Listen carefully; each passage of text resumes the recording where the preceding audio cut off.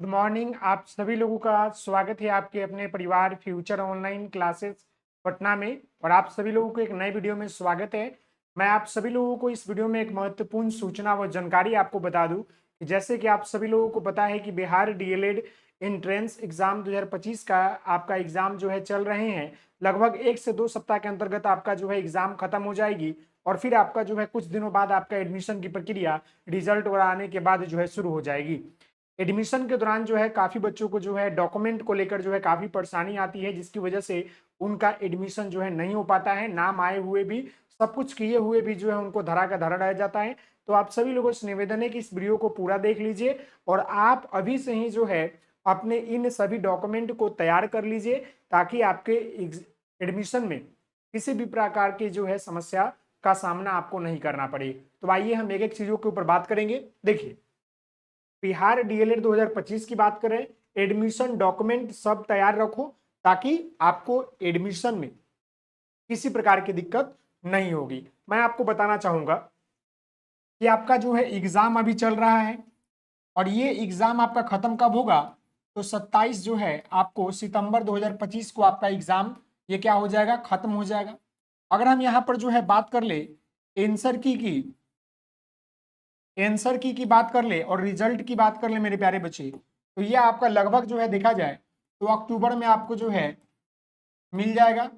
और फिर आपका जो है एडमिशन की जो प्रक्रिया है वो आपका जो है नवंबर फर्स्ट वीक से शुरू हो जाएगा। समझ गए, नवंबर फर्स्ट वीक से शुरू हो जाएगा। तो एडमिशन में डॉक्यूमेंट क्या क्या लगते हैं ये भी जान लीजिए। समझ गए ना, एडमिशन में डॉक्यूमेंट क्या क्या लगता है ये डॉक्यूमेंट को जान लीजिए। साथ ही साथ इन सारे डॉक्यूमेंट को आप तैयार कर लीजिए ताकि आपको एडमिशन में किसी तरह की समस्या नहीं आवे। तो आइए यहाँ पर मैं आपको एक एक चीजों के बारे में बता दूं। यहाँ पर जितने भी डॉक्यूमेंट लिखे गए, टोटल आपको 14 से 15 डॉक्यूमेंट रहते हैं। इन सभी डॉक्यूमेंट को आप तैयार कर लीजिएगा ताकि आपको दिक्कत नहीं हो। सबसे पहले आपका जो डॉक्यूमेंट लगता है वो आपका लगता है आवेदन फोटोकॉपी। आवेदन फोटोकॉपी कहने का मतलब है कि जब आपने जो है डीएलएड एंट्रेंस का फॉर्म भरा, डीएलएड एंट्रेंस का फॉर्म जो है भरा था उसका फोटोकॉपी लगेगा। जो आवेदन फोटोकॉपी कहने का मतलब है कि जब डीएलएड का फॉर्म आया था तो उस समय आपने जब डीएलएड का फॉर्म भरा तो फॉर्म भरने के बाद एक आवेदन कॉपी मिलता है, तो उस आवेदन कॉपी रखना बहुत जरूरी है। अगर आपके पास आवेदन कॉपी नहीं है तो समस्या आ जाएगी। दूसरा आपका आता है काउंसलिंग फॉर्म। देखिए, ये दूसरा काउंसलिंग फॉर्म जिसको हम लोग जो है CLF बोलते हैं, तो ये अभी आपके पास नहीं होगा क्योंकि ये जब आपका रिजल्ट आ जाएगा तो रिजल्ट के बाद आप लोग जब काउंसलिंग कीजिएगा तो उस समय आपके पास इसका फोटोकॉपी रहेगा। फिर जब आपका काउंसलिंग कर लीजिएगा तो फिर बिहार सरकार के द्वारा, बिहार बोर्ड के द्वारा जो है आप लोगों को कॉलेज अलॉट किया जाएगा, उसका फोटोकॉपी लगना चाहिए। तो ये दोनों अभी आपके पास नहीं होगा। ये दोनों क्या होगा, रिजल्ट आने के बाद। ये दोनों क्या होगा मेरे प्यारे बच्चे, रिजल्ट आने के बाद की प्रक्रिया है।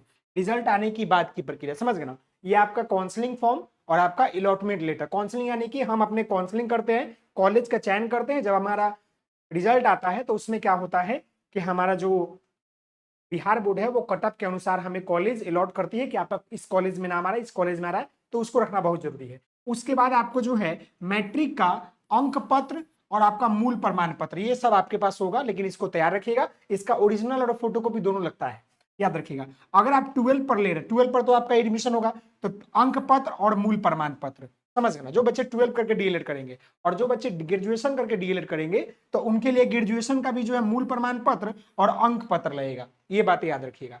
अब जो आपका लगेगा 7वां नंबर, वो आपका लगेगा CLC। ये सबसे इंपॉर्टेंट चीज बहुत सारे बच्चों के पास नहीं होता है। बहुत सारे बच्चे क्या करते हैं कि बहुत सारे जगह एडमिशन ले लेते हैं तो उनके पास CLC नहीं होता है, तो CLC मस्ट है। अगर आपके पास CLC नहीं है तो आपका एडमिशन नहीं होगा। एडमिशन क्या होगा, नहीं होगा। बिना CLC का एडमिशन मुश्किल है। क्लियर है। तो अगर आप 12 पर ले रहे हैं तो 12 का CLC दीजिए।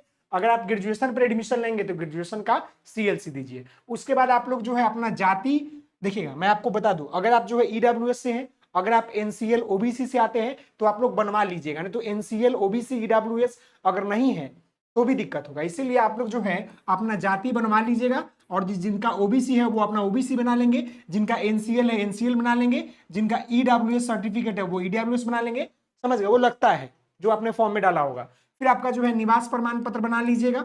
निवास प्रमाण पत्र, चिकित्सा प्रमाण पत्र आपका जो है एडमिशन के समय बनता है, ये अभी जरूरत नहीं है, एडमिशन के समय। उसके बाद आपका जो है शपथ पत्र, ये भी आपका एडमिशन के समय बनेगा। आधार कार्ड आपके पास होगा, उसका ओरिजिनल फोटोकॉपी, 5 गो फोटो चाहिए। और आपका जो है फिजिकल डिसेबल, जो बच्चे अंधे होते हैं, चाहे जिनको दिक्कत है, उनका डॉक्यूमेंट लगता है। तो जो चीजें एडमिशन के समय लगने वाला है उसको हमने गोला घेर दिया है कि ये सब सारे डॉक्यूमेंट आपको जो है क्या है कि एडमिशन के समय लगेगा। लेकिन तत्काल में जितने डॉक्यूमेंट है जो आपका जाति, आवास, निवास, या एनसीएल, ओबीसी, ईडब्ल्यूएस, ये सब जरूर बना लीजिए। सीएलसी नहीं तो उसका उपाय कर लीजिए, नहीं तो फिर आपको एडमिशन के समय काफी जो है दिक्कत का सामना करना पड़ता है। और उस समय आपका अगर ये डॉक्यूमेंट नहीं मिला तो फिर आपका एडमिशन नहीं होगा, ये लिख लीजिए।